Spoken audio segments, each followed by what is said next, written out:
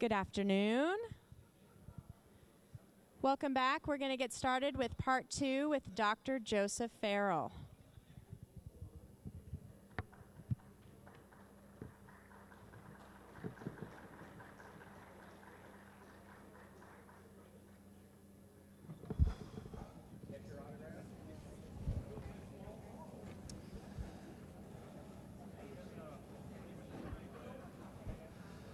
Okay, now for the really bad news. So what was the bell? Whoops, where are we here? What happened? Did I press the wrong button or did we lose it?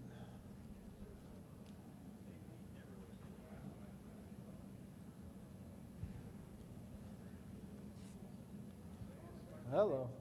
All right, there we go. Skipped one on us, I guess. There we go. We're good. So what was the bell? Briefly, I believe the bell story to be the true basis, the ultimate basis, as it were, behind the Nazi UFO flying saucer legend. And again, these are the points I'll be talking about during this part of the presentation, just to kind of give you a heads up for those of you taking notes so that you can kind of follow along if you're following the outline in your notes. All right, let's talk about bell basics. Obviously, it's shaped like a bell. The Germans called it die Glocke, the bell. It stands roughly 15 to 18 feet tall, about 12 to 15 feet wide. It's cylindrical shaped like a bell. Its configuration is such that on the inside there are two counter-rotating drums, which unlike Nick Cook and Igor Vitkovsky, I believe were stacked one on top of the other. Inside of these cylinders, on the interior surface as they're being spun up, and in the actual center of the bell device, the Germans would put a fluid that they had codenamed IRR Serum 525. Now, this is described as having been of reddish maroon color, and I'll mention who's doing the describing here in a moment, of reddish maroon color, of very heavy density, of heavy weight, and we don't really know the ingredients of it, but I suspect that since it's a liquid, probably mercury is involved, some isotope of mercury. And I also suspect that they were using thorium-229 isomer, and I'll explain why. An isomer is simply a radioactive isotope whose nucleus is in an extremely high state of spin. And when it slows down from that high state of spin, it releases an enormous burst of gamma rays, okay? Now, thorium-229 isomer just happens to be one of those isomers whose excitation threshold is very low. In other words, it's very easy to get it to slow down and release all these gamma ray bursts, okay? The bell was also cryogenically cooled by either liquid nitrogen or liquid oxygen. There's a little bit of variance in the story, but the common element is that it was cooled down to an extremely low temperature.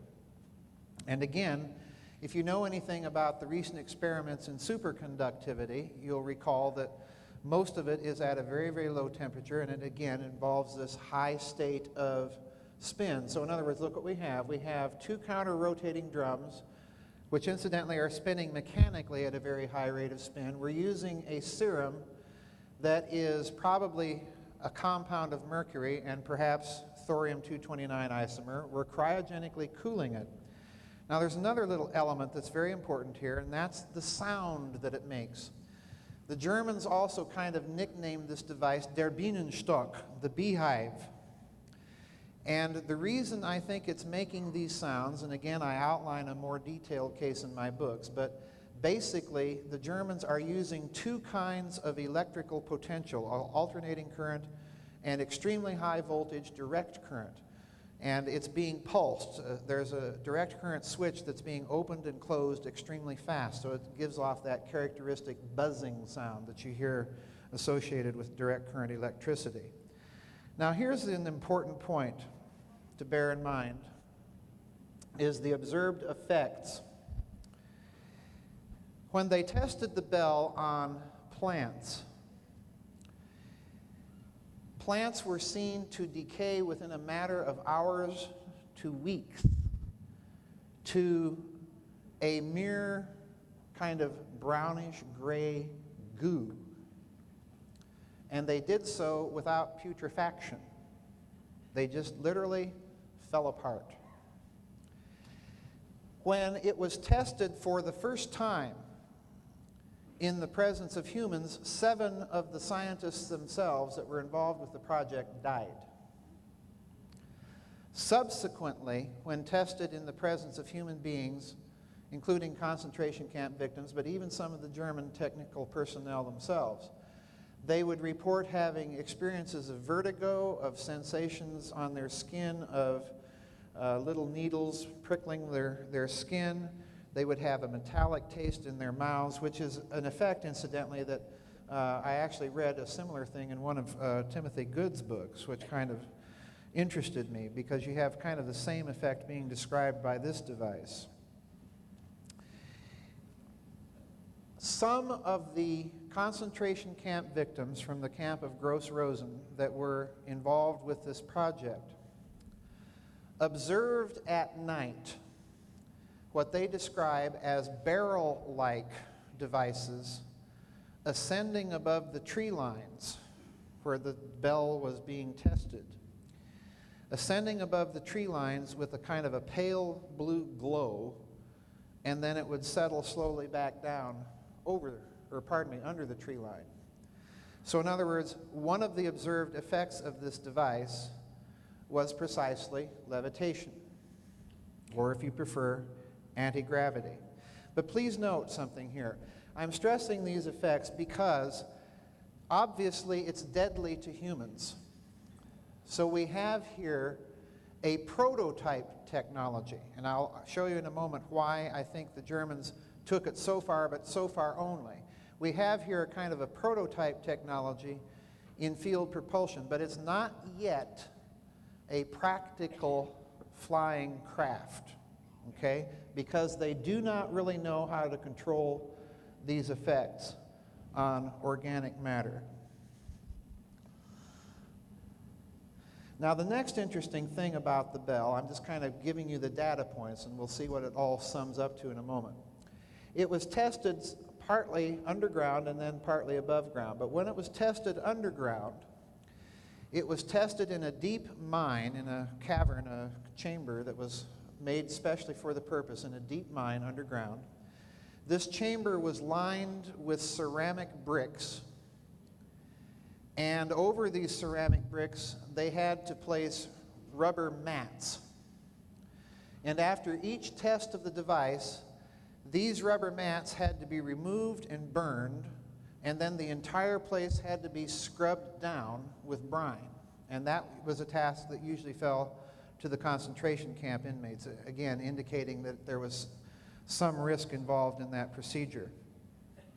Now here's an interesting clue, and this is the reason why I think that this device was using high voltage direct current in addition to alternating current, and that is that the Germans specially built an entire electrical power plant at the facility that the bell was being tested at.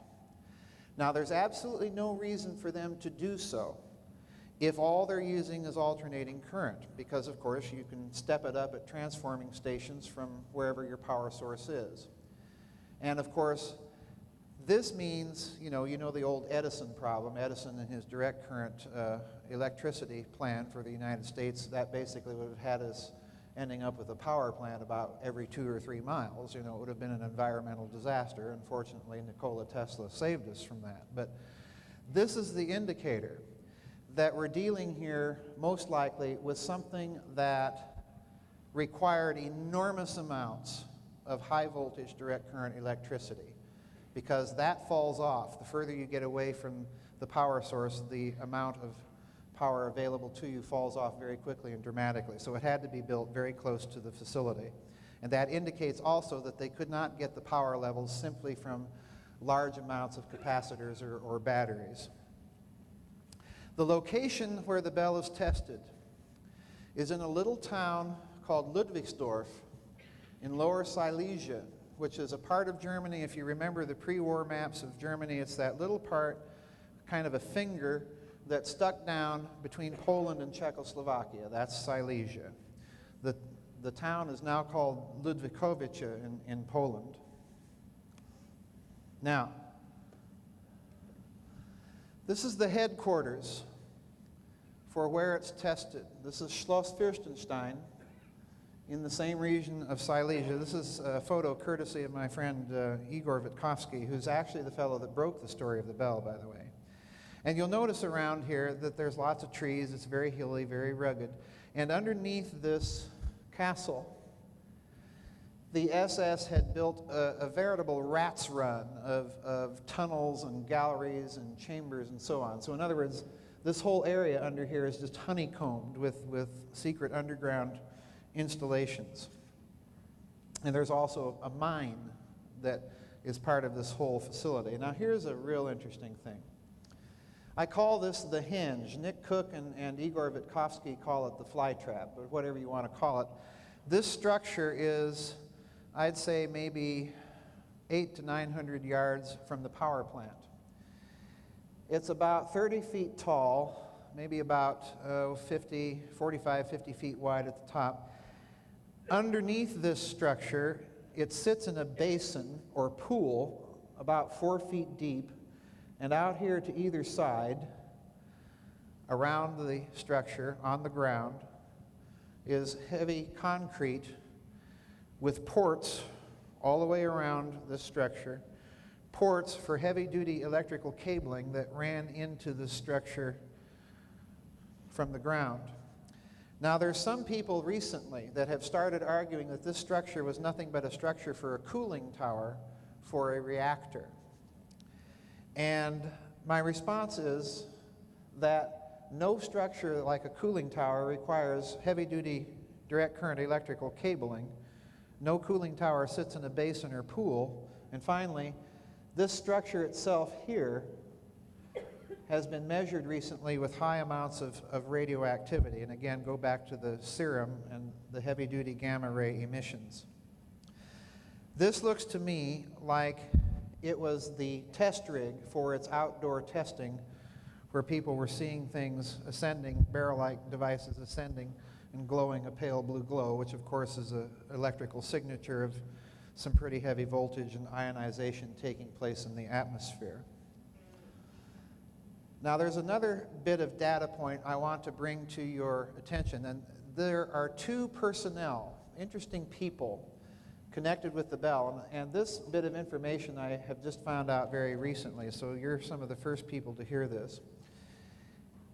Hubertus Strugholt was one of the medical doctors involved with the project precisely at that castle that I showed you earlier, where there were underground facilities that he was apparently involved in testing how to limit the effects of this device on human beings. So in other words, again, this is a signal that we're still dealing with a prototype technology. It's very advanced, but still it's in a kind of a prototype stage. We're not at the stage of something practically usable as a flyable craft. But interestingly enough, this same Dr. Strugholt ends up in this country as a paperclip scientist working in space medicine for NASA. Okay? Now here is a really interesting fellow. Yeah? This is Dr. Kurt Davis, standing next to his good friend Dr. Werner von Braun at NASA. Dr. Davis was a senior flight administrator for NASA at Cape Canaveral during the Apollo missions. Now, here's the interesting thing about him. This man here is the very same man who designed the power plant for the Bell. His specialty is not even rocket science at all. It's high voltage, heavy duty, direct current voltage and measurement. Ask yourself this question. What is this man doing as a senior flight director during Apollo at Cape Canaveral? I ain't going to tell you. That's a little bit of commercial. This guy is the really interesting character. This is SS Obergruppenführer Emil Matsuv, basically a 4-star general. Now, folks, I'm one of those people who's kind of a World War II buff. There's not many names in the German, American, or British, or French, or Russian officer corps that are unfamiliar to me. But I can assure you that after almost literally my whole life reading about World War II, I have never, ever, to this day, found anything about this man other than his file is still classified, and he was the head of one of the departments that oversaw the Bell. And the department is precisely this thing, Forschung, Entwicklung und Patente, research, development, and patents. The mission brief of this department of the SS, it was classified almost at the pinnacle of the Third Reich's classification system. The mission brief of this department of the SS was literally to scour all patent applications within the Third Reich and later occupied Europe, of course, and pull any patent from public view that had national security implications and turn it over to another department of the SS to develop. Now, that other department was an SS department called SS Entwicklungsstelle 4, SS Development Area 4. And the mission brief of that department of the SS, again, top secret, was to investigate free energy to make Germany independent of foreign energy sources. Now, I'm emphasizing this point because at the very conclusion of this presentation, I'm going to show you what's going on here, what the implications politically and financially of all of this is. It's very contemporary. The actual overseer of all of the secret weapons projects inside the Third Reich, including the Bell, the administrator, so to speak, is this man that I mentioned in the first part, SS Obergruppenführer Hans Kammler. This is his SS identification photograph, in fact. Now, this man headed a group called the Kammlerstab, the Kammler group, or the Kammler staff. And I want to talk about this man's resume. He's just a love. This is the man that designed Auschwitz.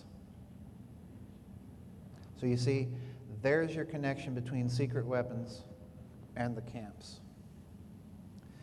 This man was also the head of the SS Building and Works Department.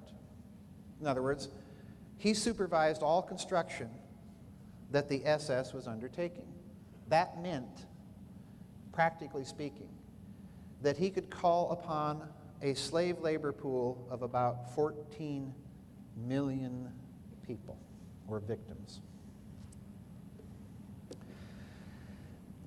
The mission brief of the Kammlerstop is very interesting.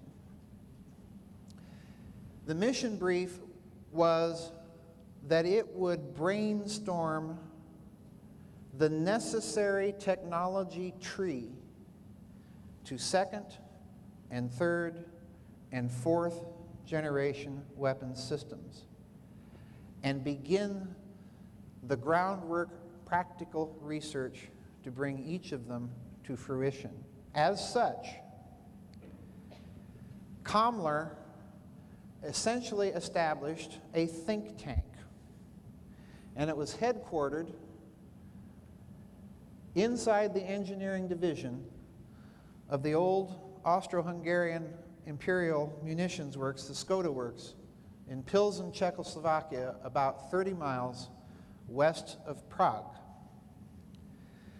Now, Kammler, when he set up this think tank, freed all participants from any ideological adherence to Nazism and what it dictated for science. In other words, you were free to think absolutely outside the box, including the party-prescribed box. And he went further. He not only recruited top scientists from inside the Third Reich and later occupied Europe, but he started a top-secret science magazine. Isn't that cool? So that each scientist could circulate their top-secret papers and keep abreast of each other. Now that, you think, is quite a breach of security. Wrong. Because, remember our friend from part 1, Heinrich Gestapo Müller? The security for the Kammlerstop was under the personal control of Heinrich Müller,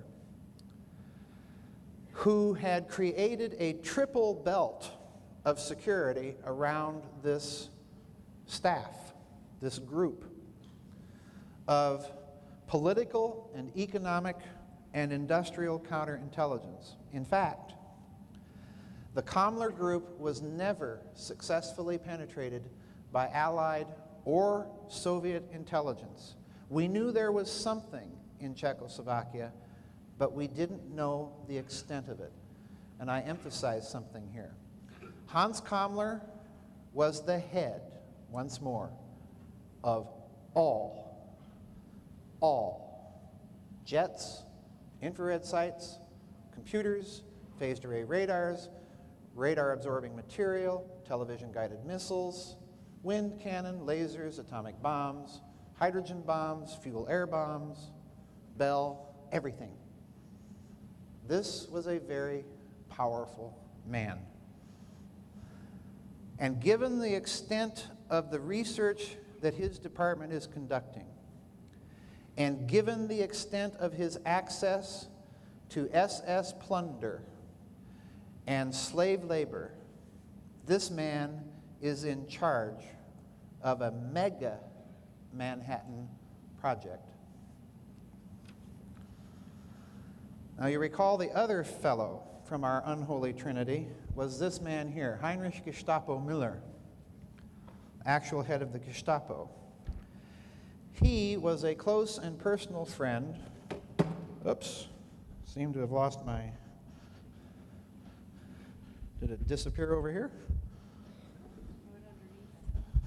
Where did we go? Well, behind? I can't see anything. Is it there? There, we got it. Okay, my bad. I found it. Thank you. Heinrich Müller was a personal friend of this man here, Martin Bormann.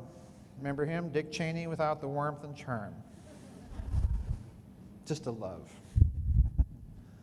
Now, the reason Müller and Bormann were friends is rather interesting. When Hitler was in one of his early political campaigns, his first mistress was his niece, Gayle Raubel. And she was found suspiciously dead of a suicide, and it appeared that it was Hitler's pistol that did the deed. And so Hitler went to his fixer, Martin Bormann, and Bormann said, "Don't worry, I'll take care of it." Bormann went to his friend, Heinrich Miller, who at the time was a Munich chief detective, in charge of the investigation, and said, "Cover up some of this, would you?" And of course, Heinrich Miller said, "Sure," and later is rewarded with being the head of counterintelligence of Nazi Germany in charge of the Gestapo. So isn't that interesting? Bormann has something on Hitler. Miller has something on Bormann. They're all SS four-star generals, and they're acquainted with Hans Kammler. There's your unholy trinity: finance, security, advanced research projects. Now, what were the Nazis hoping to do with this Bell device? I believe that they were investigating hyperdimensional physics, and that their reasons or motivations for doing so were depending on three things: a theoretical component that was in the physics literature in Germany between the wars, an engineering component. I mean, you can have all the fancy theory that you want, but it may not be engineerable. So is this stuff engineerable? Can you make something practical with it? And then finally, interestingly enough, the esoteric component, or if you will, the occult.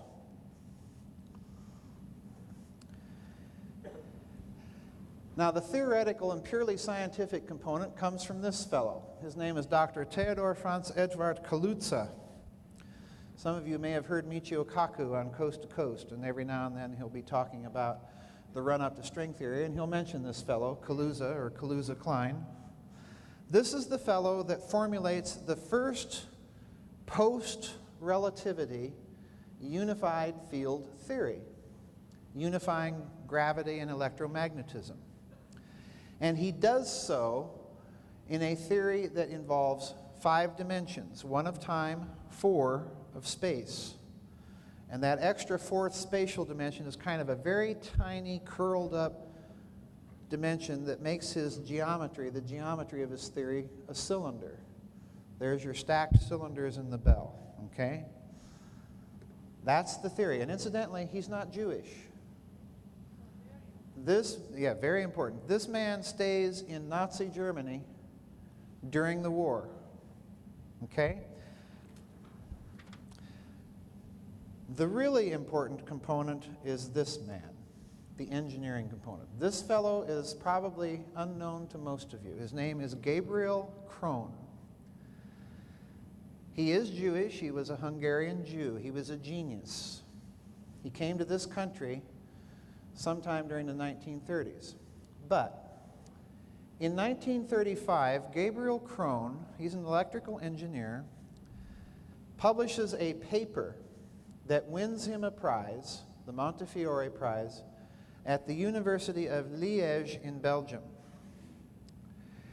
And in the paper, what he is arguing is that all of these unified field theories that begin to come out in Germany, beginning with Theodor Kaluza, up to and including the early theories of Albert Einstein, what he says is that these theories are the hyperdimensional theories that can explain electrical anomalies that we electrical engineers observe in large, networked, rotating electrical systems.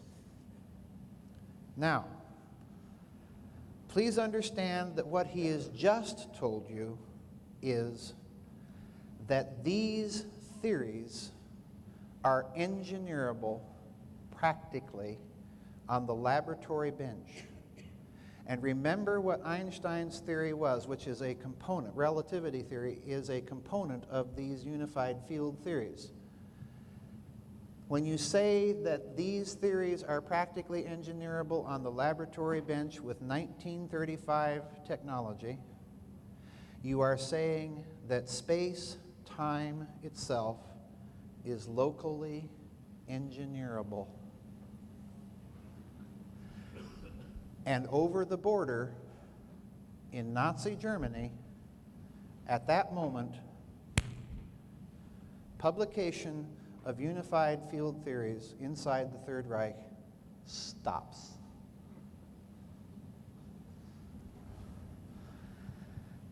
And the principal component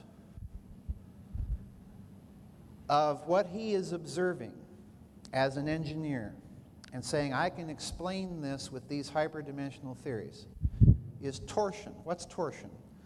Well, for the mathematical out there, torsion, as you know, Einstein-Cartan torsion tensor, very small effect, usually negligible, you don't pay attention to it. There's another version called Ricci, dynamic torsion, but let's not argue mathematics. Let's get down to brass tacks. What is the concept?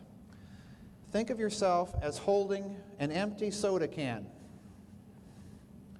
and you wring it like a dish rag. There's your counter-rotating metal drums, folks, in the bell. Opposite ringing motion. The can represents space-time.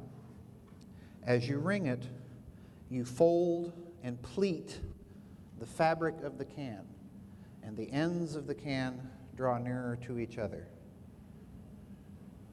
That's torsion. That's those two counter-rotating drums. All that high-spin fuel in the bell. Now, what's the significance of what Krohn said? Well, I've just told you, but historically, this is the period that you see unified field theory publications disappear inside the Third Reich. Krohn himself ends up in the United States working for General Electric. I think you all know of a famous experiment on a ship involving electricity and rotating fields.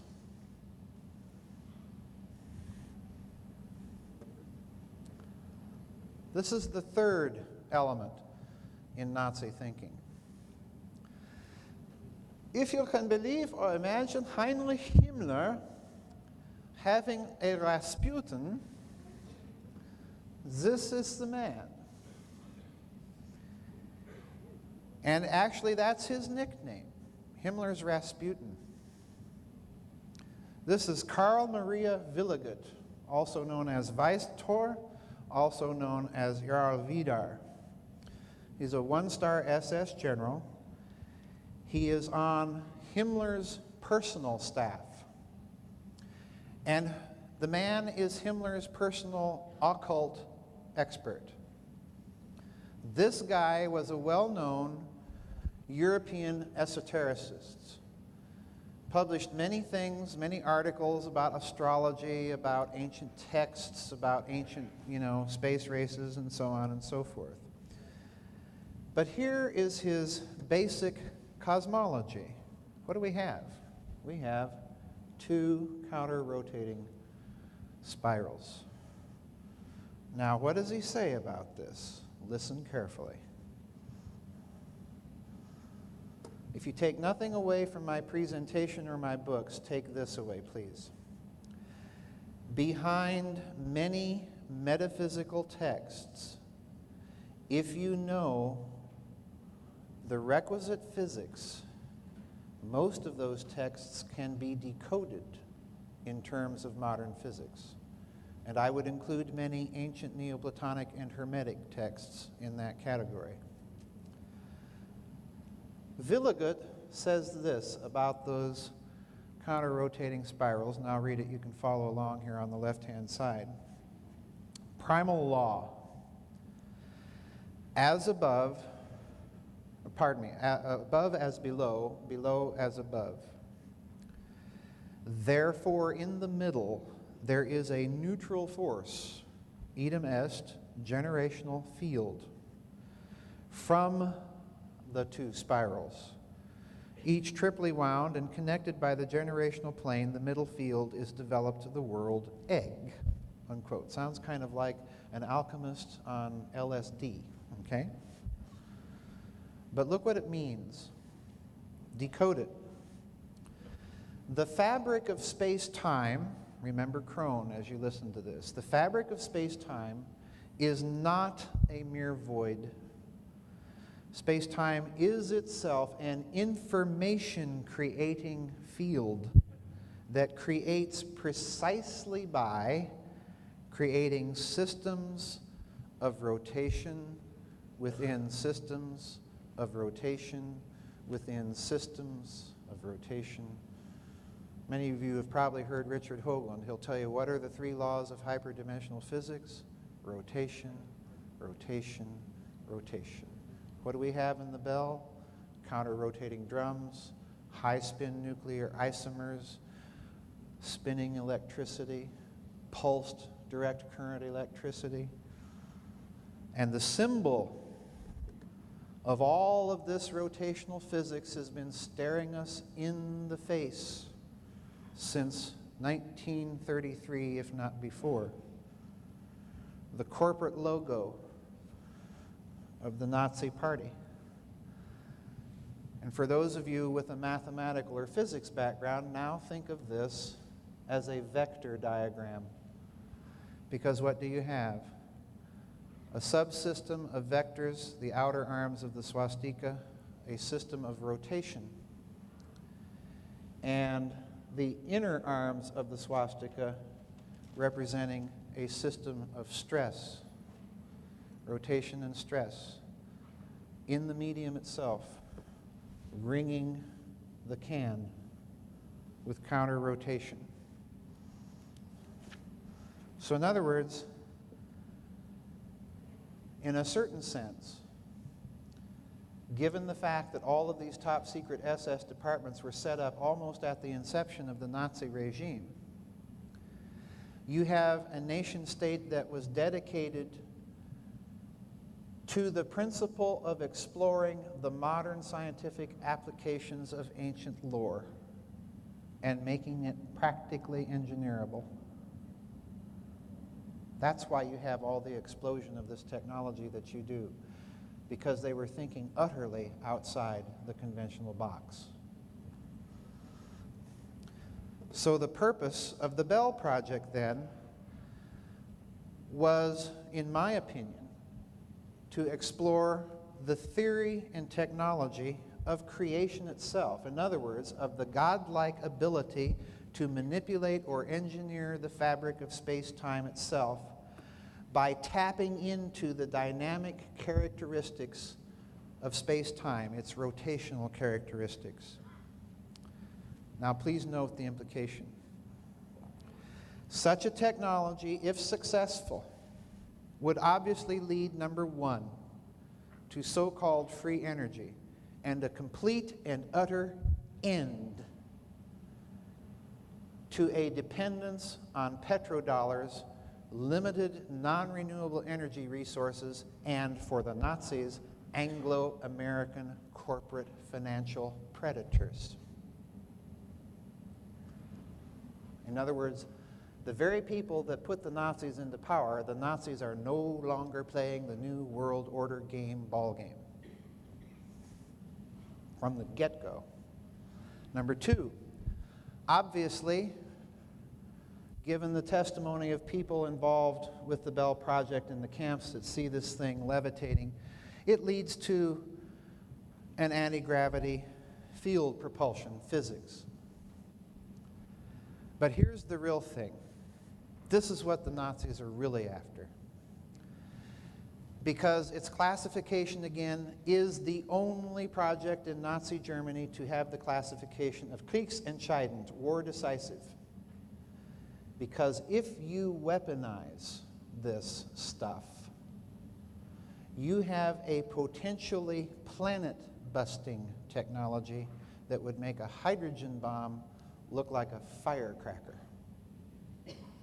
And this is the technology that Martin Bormann kept to himself, yeah? While he's giving away atomic bombs and rockets. I told you it was bad news. So what the Bell was, is it's a prototype experimental technology. And please understand, a prototype experimental technology to test the aspects of a torsion-based, hyperdimensional unified field theory designed deliberately to lead them to free energy technologies, to field propulsion technologies, and ultimately to the ultimate planet-busting energy weapon, whose destructive potential we can only imagine.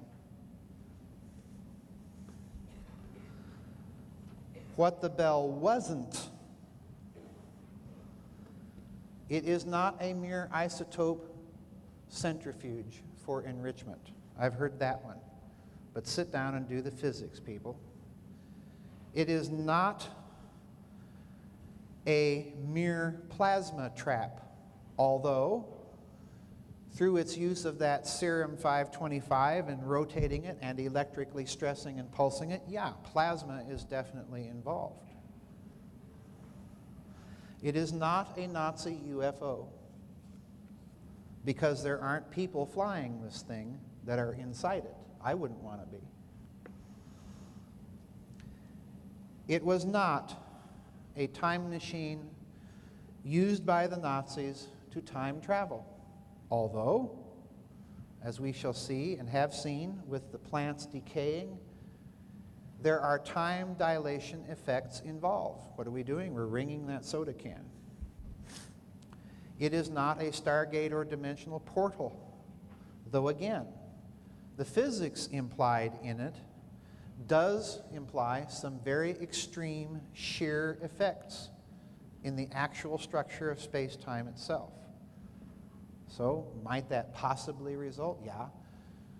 Did the Nazis actually use it for that purpose?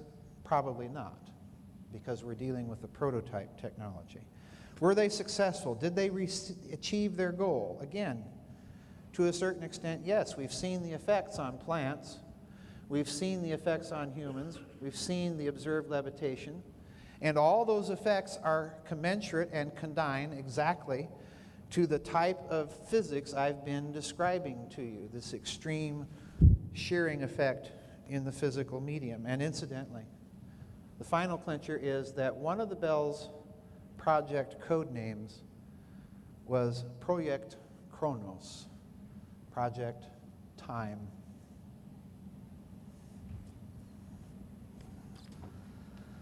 So let's sum up the physics. The dimensions, I don't think, at this juncture and stage of my research, I don't think served any practical functional purpose. The cryogenic cooling, yes, superconductivity, once again, high spin, high speed rotation. The counter-rotating of drums, again, torsion shear, high speed rotation. Serum 525, plasma, yes, torsion. What's the sun? It's a ball of plasma that's rotating. And incidentally, the layers of the sun don't all rotate at the same speed. Physicists call it differential rotation. So the sun gives itself off torsion effects. And that means, and I wrote a recent book that just came out about this, that means that the standard thermonuclear model of fusion in the sun is not all that's going on in it. There's something else dealing with the nature of time and rotation itself. Probable use of thorium in this substance. Why do I say thorium? Briefly. When the Allies went into Nazi Germany and sent their intelligence agents scattered throughout the Third Reich, one of the big mysteries we could not explain, it made no sense to us, that's how inside the box we were, that here's the Nazis, you know, we've got the A-bomb, but these Nazis, these stupid idiots, are stockpiling massive amounts of thorium. And what are they using it for? We've never been able to figure it out, except thorium-229 isomer, to get enough of it to be of any use to you, number one, you have to have a very sophisticated technology to separate it. Laser enrichment. Number two, since it only exists in a few parts per million, you have to have a lot of thorium to isolate enough of this isomer to be of any use to you. Why the alternating and direct current potentials? Well, you spin up that serum in these counter-rotating drums mechanically and electrically. This is both quite important. And you use the drums themselves as one polarity in an electrical circuit, the center of the bell as the negative polarity, and then you pulse that plasma with an extremely high voltage direct current pulse. You've got all the atoms spinning in the same plane. You've got an isomer. You pulse it with high voltage electricity, de-excite that isomer, and as a result, you create a kind of a little space-time bubble around this device. There's your levitation. And as that happens, all that isomer spits out those gamma ray bursts that are so deadly to things in its field. So that's kind of the way I rationalize this device on the basis of the physics. Again, what's the purpose of all this? Well, look at what we're dealing with. We're dealing with a unified field theory. So we have a unified physics implying, therefore, a unified technology which is capable of being used in 3 different applications: free energy, field propulsion, and the ultimate weapon.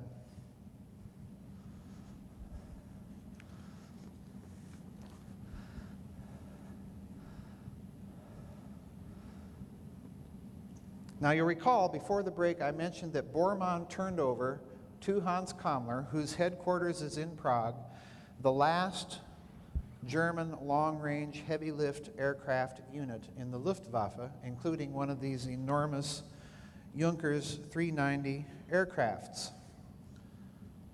There's a picture of it. Imagine trying to hide that monster from snooping American or British counterintelligence agents. It's an enormous aircraft, again, capable of flying nonstop from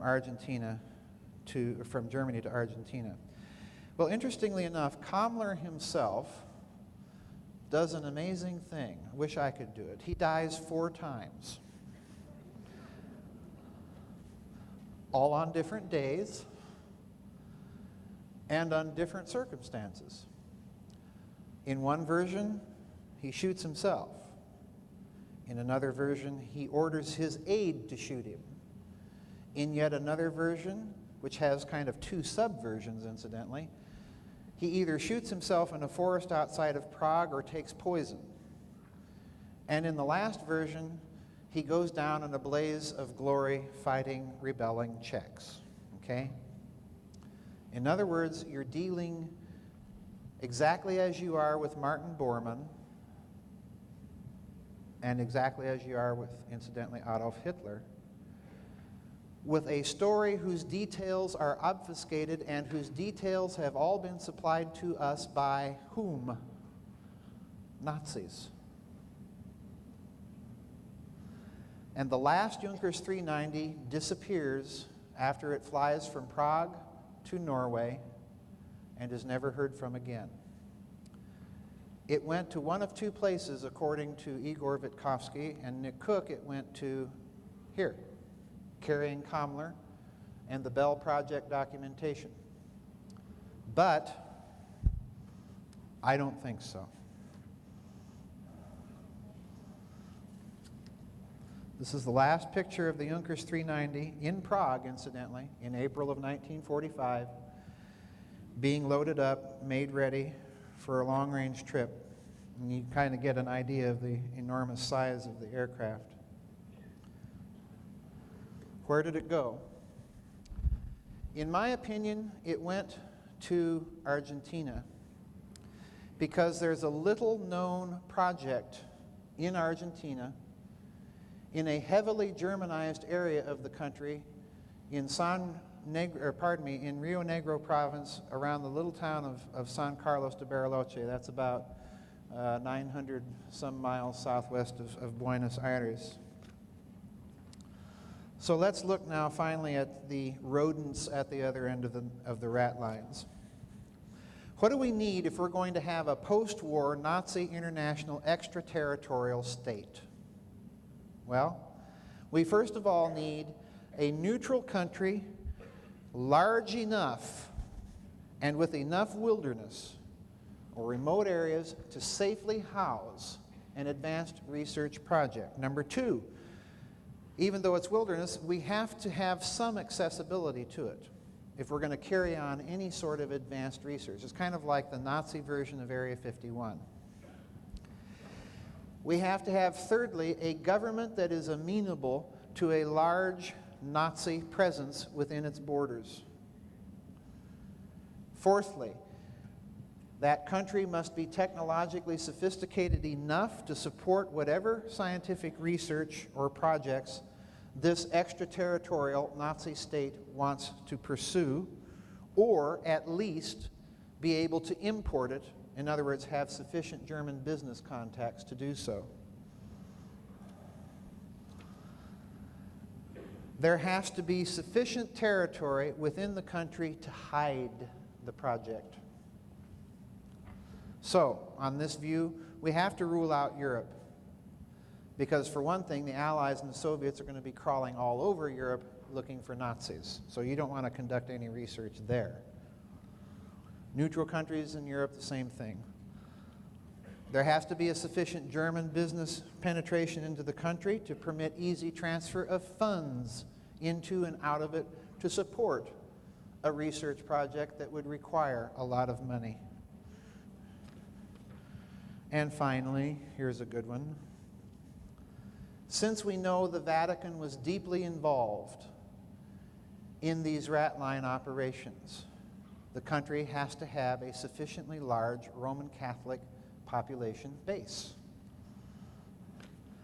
And that leads us, of course, to Juan Perón and Argentina.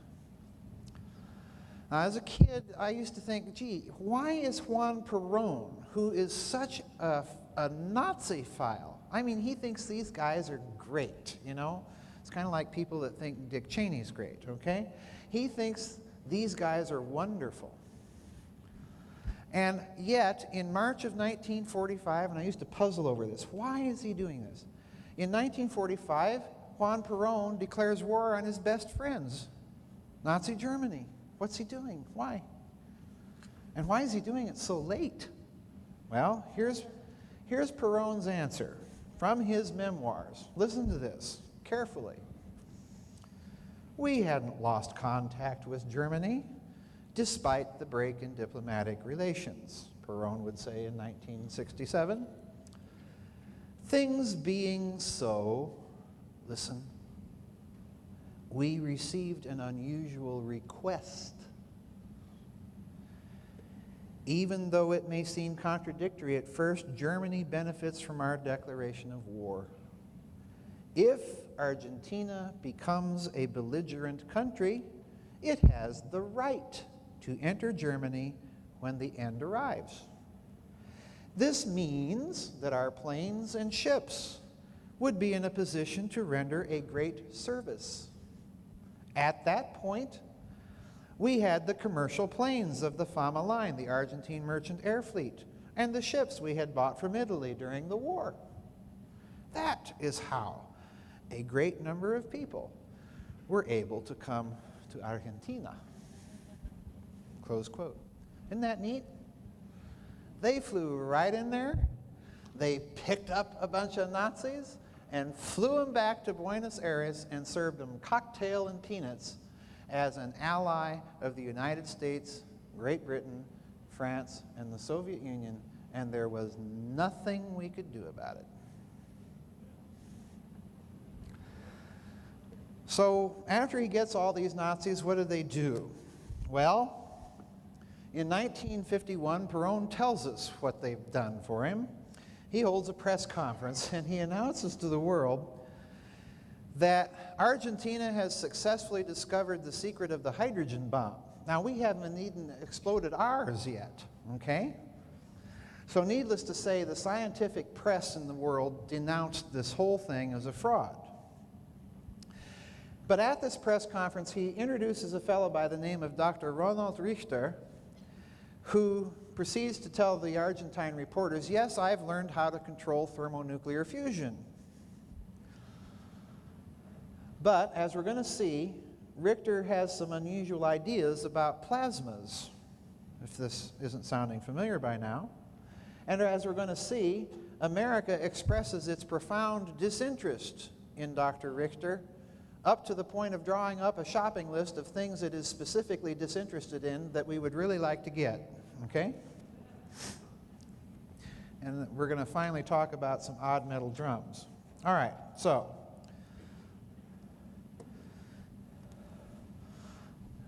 when Richter's introduced, as I've mentioned, this is a picture of him here with his little baby down in Argentina. When he's introduced by Perón at this 51 press conference, he says, yeah, I've learned how to control thermonuclear fusion, and of course he's roundly denounced by Time magazine, the New York Times, and so on and so forth. But his project is located, looky there, San Carlos de Bariloche, in that remote wilderness region of Argentina, 900 miles southwest of Buenos Aires, and he's doing all this fusion research there in a laboratory that Juan Perón built for him, okay? Now he says, look, this is what he's doing with his plasma fusion research. He says, okay, I'm inducing shock waves with high electrical stress in a magnetically rotated plasma. Is that sounding familiar? Yeah? That's the bell. He's not doing thermonuclear fusion research at all. But that's what he's telling Perón. Well, when the press in the world denounces Richter as a fraud, Perón appoints a commission to investigate Richter and his claims. So the Argentine scientists traipse off 900 miles from Buenos Aires down to San Carlos de Bariloche, and when they get there, Richter acts like a total goofball because he performs all of his experiments for the Argentine scientists, but he does things like forgets to turn on his Geiger counters, places his measuring equipment behind the radioactive shielding where it will do him no good to take any measurements. And this happens over and over again. And not only that, he takes them to a heavy water factory and he says, yeah, we're producing heavy water here. And the Argentines say, well, how do you know this? How much are you producing? And the response is, well, we don't really know because we haven't got any measuring equipment. So needless to say, Juan Perón has the project closed. But before he does so, he sends off to his friend, Prince Bernhard,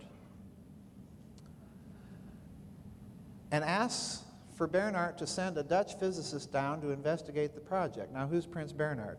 All heard of him? The Netherlands, yeah.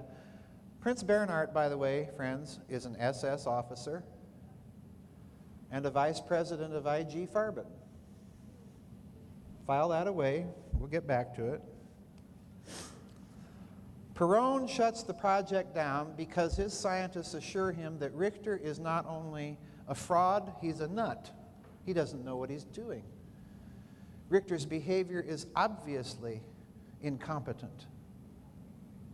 Placing measuring equipment where it'll do him no good, forgetting to turn it on time and time again, saying that he has no way of knowing whether he's producing heavy water or not. But 4 years after the event, the United States is still interested, quietly. And it asks Richter, who's still stuck in Argentina, to kind of explain what he's really up to. So here's what Richter tells them. because he's been totally disgraced in Argentina. The Argentines will have nothing to do with him. The Germans won't have anything to do with him anymore. So here's what Richter in desperation tells the Americans. Quote, "We assume that highly compressed electron gas or plasma becomes a detector for energy exchange with what we call zero-point energy, or if you prefer, the fabric of space-time. Zero-point energy derives from the exclusion principle, and a bunch of scientific stuff, okay? But in other words, go on a little later, he says that a compression proportional amount of zero-point energy can be tapped by means of a magnetic field control exchange fluctuation between that compressed electron gas or your plasma and a sort of cell structure in space representing what we call zero-point energy. By the way, folks, this is almost the first time that this phrase occurs in the literature. It seems even possible that the large amplitude fluctuation signals derive from a mechanism of energy conversion unknown to us. Plasma implosion analysis might turn out to become an approach to a completely new source of energy. And as I point out, to my knowledge, this is actually the first time that you hear the phrase zero-point energy anywhere, to my knowledge. I'm not absolutely certain of that, it's just to my knowledge. So the U.S. Air Force gets involved. I reproduced this in my Nazi International book. And this is really a gas to me. It's really, you have to read it to really get the humor of this document, because the Air Force in this cover sheet here, number one, acknowledges the theoretical possibility of what Richter is trying to do, but says that it's technically unfeasible given the state of technology in the 1950s. But wait a minute. Didn't Gabriel Krohn say that this stuff was engineerable in 1935? Number two, it denounces Richter as a fraud, a mountebank, and a swindler, implying that the very same principles are fraudulent. And number three, acknowledges that Argentina invested large amounts of money in that extremely secret project run by Richter, which implies that there's some validity to what he was doing. And number four, the project exploded with all the farce of an exploding soap bubble, implying that the same principles are fraudulent once again. And five, to be on the safe side, the U.S. Air Force will continue to collect and quietly evaluate as much data about Richter as it could. In other words, we really didn't have a clue, but we suspected that there was something else going on. But one U.S. Air Force scientist that I read in Richter's National Archives file said that the man was a mad genius working in the 1970s. So wait a minute. If we have a scientist working on the very same stuff as the Bell, which was a project begun in Nazi Germany and continued through the war, and it represents science that is being, at that time in the 1970s, that's ahead of the curve, folks. And then look at this one. The U.S. Air Force, as it looks through Richter's biography, runs across the fact that Richter had stumbled on to all of this weird stuff about plasmas in his research that he was conducting in 1936.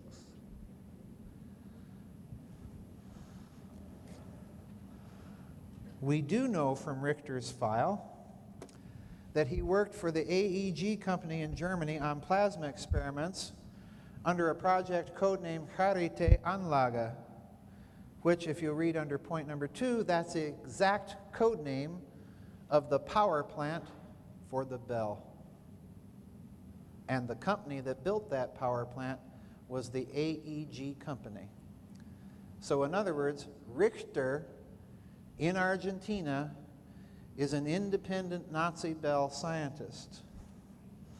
And incidentally, it was that same company that provided Richter with much of his equipment in Argentina. And if that's not enough for you, here's the whopper.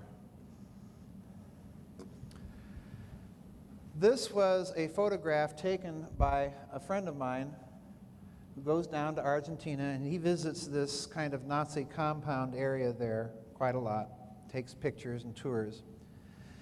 This is his Argentine guide, standing at the remains of one of Richter's laboratories on the island where he conducted his experiments. Look what he's standing next to. Large metal drums. Remember those two counter-rotating metal drums in the bell? And if you ask the Argentines or even the Argentine scientists, they have no idea what these were for. None whatsoever. So we can conclude, and I outline all this again in my books that I list there, that since the bell involved counter-rotating plasmas, since Richter's work in Argentina involves similar physics principles and the same company that supplied the power plant to the bell and Richter's equipment, and since Richter worked on the same project that was the code name for the power plant of the bell, and since Richter himself said that his real interest in plasmas isn't for plasmas for their own sake, but because they are a means or a gateway or a mechanism for tapping into the zero-point energy or the energy of space-time, yeah, the man is conducting the bell. Ain't this interesting? This is kind of icing on the cake, folks. This is the end of the presentation, but this is kind of the icing. We've had the cake. Now we're looking at the icing. Look at the architecture in this region of Argentina. The German-style houses. Nice little Bavarian chalet in Rio Negro province of Argentina. I'm showing you these for a purpose. Here's an interesting hotel out in the middle of nowhere in Argentina. Here's the lobby of the hotel.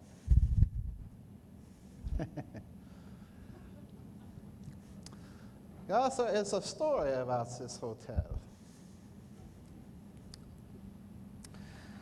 This hotel was built, yeah, prior to and during the war as a plastic surgery clinic. Yeah? And? I forgot my monocle, but you get the idea. Since the end of the war, every year to this day, on April 20th, a group of veterans or their families or descendants gather to celebrate Adolf Hitler's birthday. In other words, my friends, all of this is still there. And my friend Harry Cooper tells me that the local Argentines there will tell you that in 1954, President Dwight Eisenhower visited this motel, which puts that military-industrial complex speech of his as he's leaving office into an interesting perspective, doesn't it? Because whose military-industrial complex did he have to fight? Whose military-industrial complex did we take over a lot of scientists from? So that, as my friend Richard Hoagland has pointed out in his book, his and Mike Barra's book, we're landing Apollo missions and Surveyor missions on the moon on April 20th, on anniversaries of Adolf Hitler's birthday. And by the way, here's one that even my friend Richard missed. Apollo 11 landed on July 20th, 1969, the 25th anniversary of the failed bomb plot. against Adolf Hitler. Remember that Bell scientist that's a senior flight director of Apollo, Kurt Davis? Why do I mention all of this about motels and plastic surgery? Well, the Police Gazette in 1964 ran this article by Harvey Wilson. I reproduced this in the book. I just kind of wanted you to see that there's an actual article here. But I kind of want to go to a close-up of it, because if you look carefully here, you'll see that the Nazis, according to the article, had established a compound within 100 miles of San Carlos de Bariloche in a place called the Estancia, the ranch, in an area of Argentina that they controlled that was an area of 10,000 square miles, roughly an area the size of the state of Massachusetts, okay, or I should say Commonwealth. And to get in and out of this compound, you had to have military-style passes. All security was headed by an SS captain. Why such a large area? Why such intense security? Well, you ask the local Argentines and they'll tell you because the ranch was headquarters and home to such noteworthies as Martin Bormann, Adolf and Eva Hitler themselves. And remember, that motel was built as a plastic surgery clinic. So what do we have? There's one final bit of evidence I want to leave you with before we kind of start summing up here, and that is this. This evidence indicates that there's some sort of post-war détente that was struck between this surviving extraterritorial Nazi state, this Nazi international as I call it, and the Anglo-American banking elite. Because remember, Bormann is sitting on a huge pile of cash that he has to launder. And the ones with the connections to do it are in London and New York. Think of families whose last names begin with R. Okay? But here's the bad news, David and Sir Edmund. When you're dealing with Martin Bormann, you're dealing with Dick Cheney without the warmth and charm.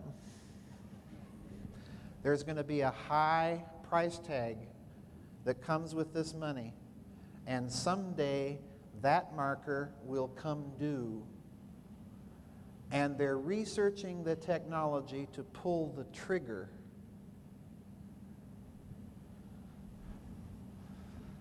But this is neat. In 1967, Martin Bormann, according to CBS journalist Paul Manning, close associate, some of you may remember Ed Murrow, okay, wrote a book called Martin Bormann, Nazi in Exile, even ran it past Alan Dulles, who told him, and he mentions this in the foreword, who told Manning, yeah, you're on the right track. Manning uncovered this little tidbit. In 1967, Martin Bormann cashed a check for a considerable sum of money on Chase Manhattan and Manufacturers Hanover Trust, which cleared through Deutsche Bank in Buenos Aires, Argentina, and the check was written over his own signature.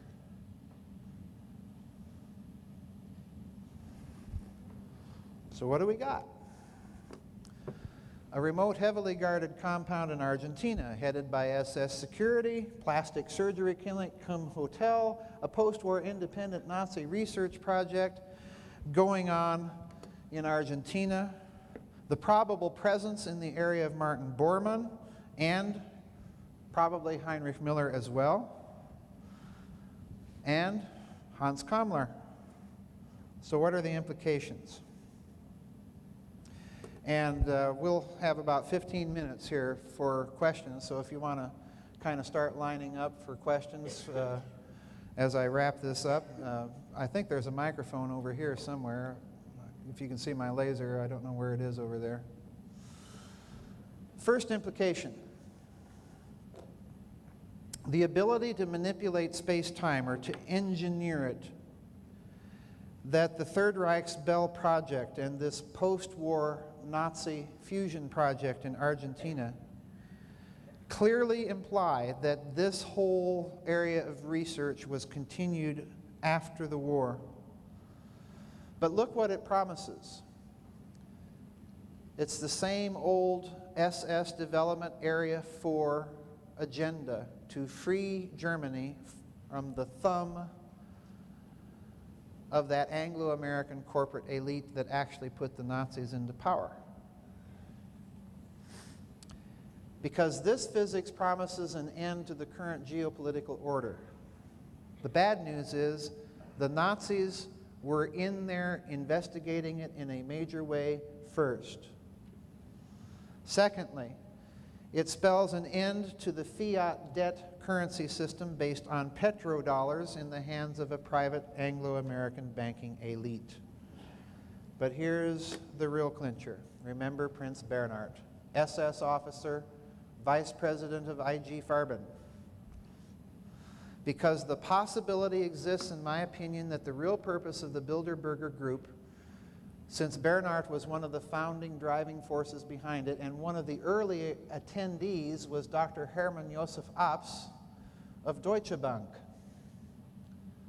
So I believe the real purpose originally was to facilitate the transfer of all this massive amount of Nazi money into those Western banks, which they could keep off the books and expand their ledger credit entry making ability. But as I said, if that's true, and you're playing with the likes of Martin Bormann and organized Nazis, eventually that marker will come due. And they are researching the physics to be able to pull the trigger if you don't want to pay when the time comes. That's a bad picture. So the implication is that old détente, I read this current financial situation very differently than most people, because I read it that old détente is breaking down, and those old IOUs are coming due, and our Anglo-American corporate elite, led by those families whose last names begin with R, that panic that they're showing is partly genuine. They're acting like people under duress, and therefore the current crisis may have something technologically, secretly driving it. So that's it. Thank you. Are you first? Yeah, there's about 12 minutes. I'm sorry, I ran a little over, but yes, ma'am. Yes, your presentation was very good. Thank you. And I'm aware of that, what you said with the secret state there, what they created, let's call it that way, in Argentina, the Germans. Mm-hmm. But also, I think you forgot, they put an enormous amount of money and gold over by U-boats, submarines, I'm sorry, in English it's yeah, U-boat. U-boat Yeah. is German, but Yeah. submarines, enormous, which was all transferred. And I had a friend, he went over there to write a book, and he had made contacts first in Germany, and then after the war, of course, and then he was taken, then he was said, yes, come. And he was blindfolded, and he was taken to certain locations, like that heavily guarded place there. In answer to your question, I think I kind of get where you're going. I think that I'm aware of those U-boat transfers, and there's so much of these Nazi enclaves in Latin America. Argentina was one sort of nerve center. Yes. But I have researched, and I haven't published it in a book yet because I haven't got enough to indicate to me what was going on. But I have research, and there's a Latin American journalist that has recently even published a book about some of the things that Mengele was doing in Brazil. So Brazil is another hotbed of this post-war Nazi research that's going on. But I've told the story in 5 books. This is a big story, so I eventually plan to talk about some of this U-boat activity and so on, because it's a huge, huge story. If that was where you're going. We've got a lot of people, so if I can ask you to kind of keep it short, folks, so that more people can... Yes, ma'am. Yeah, thanks for a fascinating presentation. Thank you. When you talked about the Germans using atomic material in conventional artillery shells in the East, I wonder if that we're seeing the first use of depleted uranium munitions. Yeah, very good question. And the second part is whether it was atomic material just used in a bomb way, or if it was DU, there should be traces of it in those battlefields. Right. There are indications that at the battlefields around Kursk, there are some high radioactive areas, but I haven't been able to substantiate that to my satisfaction, so that's why I say rumors. As for depleted uranium, that's an interesting thing, because I have heard persistent stories about the Nazis actually having used this in some of their anti-tank artillery and in their tanks, and the German 88 was bad enough, but make it worse with depleted uranium, that's very bad. But I think that if they had this technology, and I certainly think they did, then yes, it's a logical step for them to take this depleted uranium and use it in some practical military way. So I think that's an excellent insight. Amazing research, good job. Thank you. I could swear about a year or two ago I read in a newspaper that George Bush Jr. bought something like 10,000 acres down in Argentina. Do you know anything about that? Is that I believe it was Paraguay, but again, my research thus far is only concentrated on Argentina, because that's where chronologically the story first sort of breaks out in Latin America, but other parts of it break out later. But it's interesting that Paraguay was under the presidency of Stroessner at the time, and he was another one of these Latin American, obviously a German last name, with a big pro-Nazi sympathy. So that when Perón's government fell, Perón himself, for a period of time, went to Paraguay and began his exile. So, the rumor that the Bush family bought a ranch in Paraguay is true, but okay, we've got 5 minutes I see down here left, so I'm going to have to wind this up. But that's true, that they did buy a ranch down there. Thank you. Oh, well, good afternoon. I wish I could ask you everything I was supposed to, but I don't have the time. You don't have either. Well, years ago, I heard from a very reliable source that Hitler went to Argentina as a guest to Perón and his family, and he passed away in the 80s. And this person was from CIA.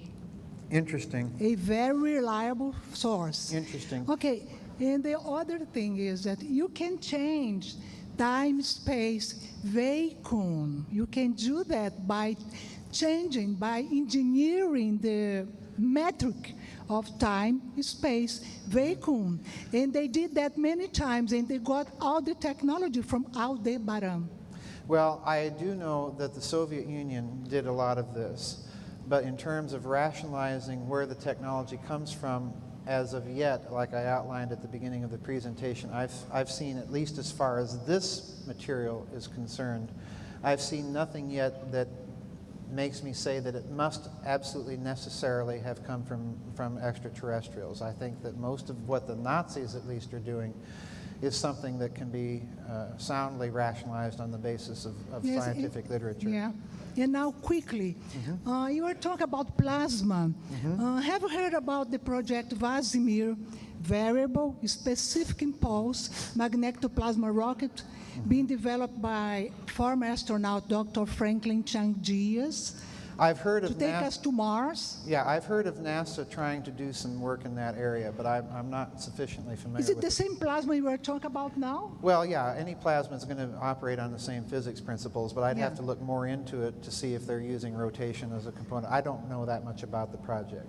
Okay? Okay, thank you so ma'am. much. And we'll take, this will be our last question, then I'll have to wrap it up. Let me, before you start, ma'am, I'll be attending Jim Mars's talk, and then afterward I plan to have my booth open till about 7. So if you want to ask questions there, I'll be after Jim Mars gets done talking, I'll be over at my booth. Okay, go ahead, ma'am. Unfortunately, this may not be a quick question. I do research in this field. My research and the research of my research associate, Randy Kopang, recently is very much focusing on what we call the mental interface of the technology. Right. It is dovetailed with the Nazi research, so we've come across that and included it in a recent article Randy's just written. Right. That gets into their use and their knowledge of that mental component, a side component. A side component, like a psychic function that helps in relationship to the technology. Have you come across data about the Nazis' use of that in their relationship of developing the technology? No. Not with the Nazis. The people that I've, at least as far as I've uncovered, that start connecting this type of physics to physics of consciousness experiments and so on are the Soviets. And I do talk about some aspects of that research in the Philosopher's Stone. So there is a relationship to it, but not with the Nazis. There's a relationship with the Nazi stuff too. I have some information. I'll give you the article Randy recently wrote. I just was wondering if you knew more about it. No. Thank you very much. Thank you. Thank you, folks.